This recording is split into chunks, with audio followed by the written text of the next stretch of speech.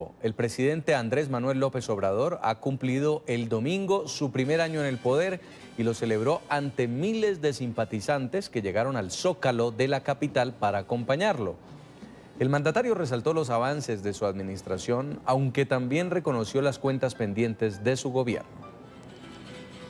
Estamos limpiando al gobierno de arriba para abajo, como se limpian las escaleras. Todavía no ha habido crecimiento económico como deseamos, pero existe una mejor distribución de la riqueza. Para tratar este tema nos acompaña desde Puebla, México, Juan Pablo Prado. Él es analista, experto en temas internacionales. Bienvenido, un gusto tenerlo. Buenas tardes, Jason. Buenas tardes. Ahí veíamos la Plaza del Zócalo llena a reventar y el presidente Andrés Manuel López Obrador celebrando su primer año de gobierno, quizá con muchos retos también, con algunas fallas, pero también con algunos aciertos. ¿Cuál es su análisis? En efecto, bueno, este año de gobierno del presidente López Obrador efectivamente se conforma de logros por un lado y retos por el otro, de continuidades y digamos de innovaciones. En ese sentido, los logros son efectivamente una consolidación fuerte de su poder, de su estatus como presidente fuerte con un respaldo social enorme. Y en cuanto a los retos, bueno, pues son varios, yo contaría diversos, sobre todo en materia económica y en el ámbito de la seguridad, más que avances, hay importantes retrocesos que afectan al conjunto del país y a su imagen en el exterior. En cuanto a la seguridad de México, el tema del crimen organizado, el narcotráfico, ¿usted cree que se está combatiendo de una forma adecuada? Él dijo que no iba a permitir más la impunidad en el país, pero seguimos viendo personas encontradas desmembradas, guerras entre carteles. ¿Usted qué piensa de la forma como lo ha llevado a cabo este año AMLO? Bueno, en ese sentido es preocupante la manera en que el gobierno aborda el asunto, que es prioritario. El tema de la seguridad es sin duda el más latente en términos de que el gobierno no está asumiendo sus responsabilidades de manera adecuada. Es evidente que su estrategia no va acorde con el reto, en el sentido de que la gente se encuentra cada vez más vulnerada y en realidad el bienestar del país y la soberanía nacional se encuentra trastocada por el crimen organizado. Es decir, no podemos esperar a que Estados Unidos, ¿verdad?, solicite al gobierno de México que se ponga, digamos, al tanto de poner orden en el país, porque básicamente el crimen organizado está trastocando la vida cotidiana de las personas y la estrategia, en definitiva, del presidente no es la más adecuada.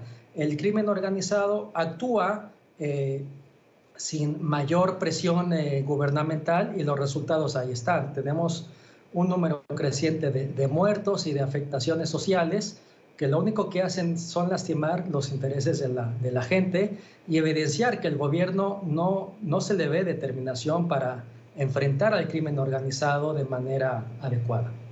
El primer gobierno de izquierda en México cumple 12 meses y una de las banderas de campaña fue luchar contra la corrupción. En esta materia, durante este tiempo, usted escuchaba ahí el sonido del presidente López Obrador que decía: estamos limpiando de arriba para abajo, como se limpian las escaleras. ¿Usted cree que lo está haciendo bien? Bueno, de alguna forma sí, pero en muchos sentidos no, en el sentido de que hay importantes cargos en el gobierno federal que, si bien son personas que no se les ha comprobado corrupción, pues no son especialistas en los temas puntuales, finos de la administración pública, y ese es un problema enorme. Muchos ámbitos del gobierno nacional y federal están siendo conducidos por personas cercanas al presidente, cercanas al partido en el gobierno, pero que no tienen expertise, no tienen estudios, no tienen conocimientos definidos en los distintos ámbitos de la administración pública. Eso desde cierta perspectiva puede ser equiparable a corrupción.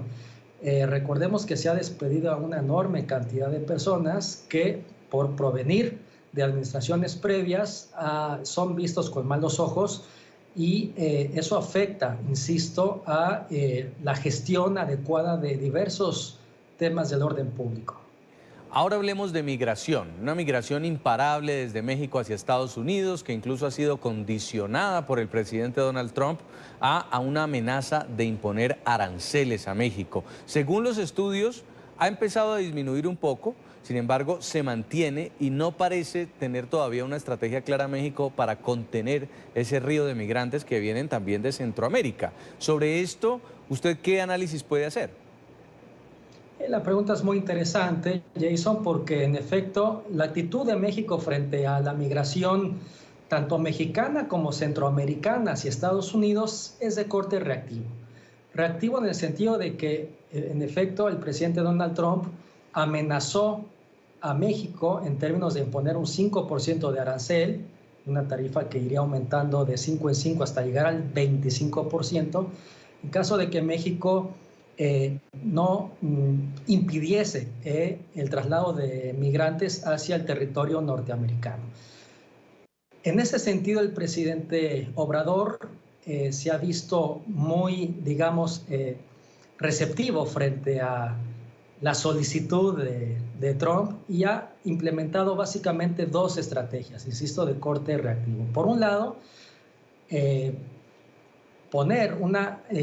colocar una cuantía impresionante de miembros de la nueva Guardia Civil en la frontera sur mexicana para impedir, por la vía, digamos, policial, traslado de migrantes. Y por otro, México va a desplegar un enorme programa de cooperación hacia Centroamérica, destinando $100 millones anuales a Guatemala, a Honduras y a El Salvador para entregar recursos en efectivo a jóvenes y a campesinos a efecto de impedir este traslado de personas. Una estrategia que me parece interesante, pero incompleta si es que no atiende las causas de fondo que generan la migración, que son, como todos lo sabemos, violencia, un Estado de Derecho deficiente y una crisis ambiental que impide que estas personas se arraiguen en sus tierras. Al dar simplemente recursos económicos sin recurrir a otro tipo de estrategias, digamos, más complejas y más del orden estructural, me parece difícil impedir traslado de migrantes con policía y con apoyos asistenciales del orden económico.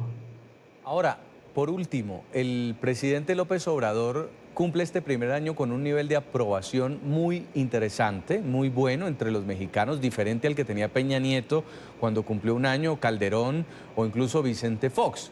Esto significa que algo sí está haciendo bien y se lo quiero preguntar, ¿a qué se puede deber esta popularidad? Porque vemos un presidente que se comunica muy bien, tiene ruedas de prensa diarias con los periodistas, su lenguaje es un lenguaje muy hacia el pueblo también y las medidas de becas, créditos educativos. ¿Qué cree usted?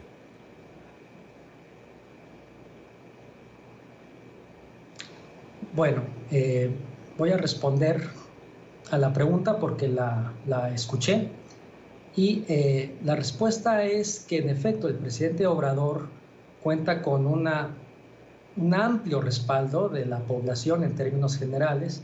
Sin embargo, su popularidad sí que ha decrecido en función del aumento de la inseguridad en el país. Es decir, su popularidad disminuye en función de que la inseguridad del país aumenta, lo cual es entendible y es lógico. En este sentido, el principal reto, insisto, del presidente Obrador es combatir la inseguridad a través de estrategias adecuadas, renovadas, que no negocien con los narcotraficantes, sino que se aplique la ley en todo el sentido. Ahí la tarea es urgente y, en definitiva, si esto no se atiende, cada vez y cada año la tendencia será peor, lo cual no será adecuado ni para México ni para Estados Unidos, porque digamos que les exportaríamos nuestro crimen organizado y la violencia, y desde luego sería muy preocupante para Centroamérica y la región entera. Quiero agradecerle mucho desde México este contacto, Juan Pablo Prado, analista, experto en temas internacionales, por haber estado con nosotros. Muy amable.